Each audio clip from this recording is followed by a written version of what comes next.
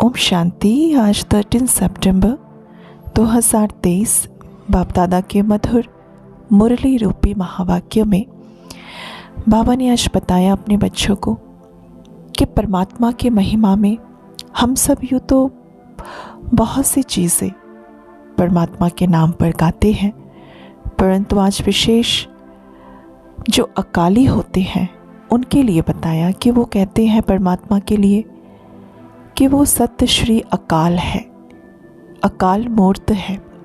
ये परमात्मा की महिमा में गाते हैं। अकाल माना जिस मूर्त को कोई भी काल नहीं खा सकता, और वो है आत्मा, आत्मा का पिता, परम पिता परमात्मा, जिन्हें गुरु नानक जी ने भी कहा था एक ओंकार सतनाम, सत्य श्री अकाल।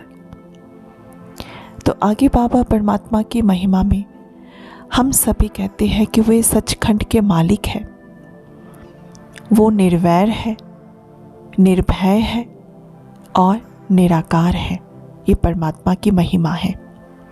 तो बाबा ने हम सभी को कहा हमें भी उनके जैसा, उनके समान बनने के लिए हमें भी अपने अंदर से किसी के साथ ना कोई हमारा वैर हो, ना विरोध की भावना हो, वैसे अपने आप को मुकम्मल करके रखना है। तभी हम परमात्मा के समान संपूर्ण गुणों में गुणवान बनते जाएंगे। क्योंकि जब हम परमात्मा के हाथ को पकड़ते हैं इस संगम युग में, तो हम ब्राह्मण कहलाते हैं। इससे पहले तो हम सब शूद्र थे।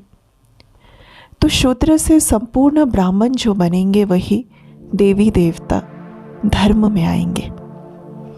अगर ब्राह्मण बनकर इस संगम युग में हमारा किसी के साथ वैर भावना रहती है तो हम फुल ब्राह्मण नहीं होते, हाफ कास्ट ब्राह्मण होते हैं। इसके साथ साथ बाप दादा कहते हम बच्चों को कौन सी बात अपनी बुद्धि में, अपनी स्मृति में सदैव रखनी है, जिससे हम अंदर से निर्भय बनते जाएंगे और देही अभिमानी की भी प्रैक्टिस हम सबसे बखूबी होती जाएगी। तो वह स्मृति है कि हम सचखंड के मालिक देवी देवता बन रहे हैं।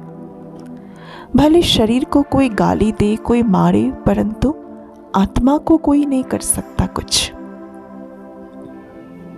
इसलिए ऐसी ऐसी बातों की स्मृति में रहकर सारे दिन हम अपनी आत्म स्थिति को और भी ज़्यादा पक्का करें। साथ साथ बाबा ने आज जगत अम्बा के महिमा को सुनाते हुए कहा, यूँ तो देखें जगत अम्बा के मंदिरों में बड़ा भारी मेला लगता है। आखिर जगत अम्बा है कौन और कब उसने ऐसे कर्तव्य किए थे जिस कर्तव्य के अनुसार उनके मंदिरों में इतने भारी मेले लगते हैं, इतना हुजूम रहता है। ज़रूर जब जगत अम्बा है तो जगत पिता भी होगा। वो जगत पिता है परम पिता, जगत को रचने वाला, जिन्होंने संगम युग में आकर मम्मा को अडॉप्ट किया और मम्मा ने अपने ज्ञान और योग के बल से अपने आप को जगत अम्बा के रूप में उन्होंने परिवर्तित किया। और इसीलिए उनके यादगार में आज दिन तक मंदिरों में मेले लगते हैं। तो हमें स्मृति में रखनी है, हम भी उनके संतान हैं जगत अम्बा के। हमें भी उनके समान अपने अंदर ज्ञान और योग बल को बढ़ाते चलना है। इसी प्रकार बाबा ने आज कहा इस पूरे यूनिवर्स में सबसे ऊंचे ते ऊंचे परम पिता परमात्मा जो निराकार है, फिर से निर्भय है और निर्वैर है। फिर उसके पश्चात सूक्ष्म वतन में आकारी ब्रह्मा विष्णु शंकर है जो उसके पश्चात ऊंच है। और फिर इस साकार वतन में सबसे ऊंचे ते ऊंचे लक्ष्मी नारायण। तो ऐसे नहीं कि लक्ष्मी नारायण व ब्रह्मा विष्णु शंकर के कोई 8-10 हाथ होते हैं, कोई 6-7 सिर होते हैं?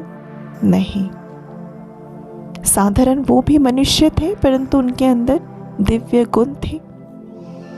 तो इस बात की समझ बाबा देते हुए कहते हैं, अब हमें परमात्मा जो संगम युग में आकर के मुरली सुना रहे हैं, जिससे हम सचखंड के मालिक बनेंगे, इस मुरली रूपी महावाक्य को हमें बहुत अच्छी तरह से सुनना, पढ़ना और पढ़ाना है, जिससे सतयुग की स्थापना होती है।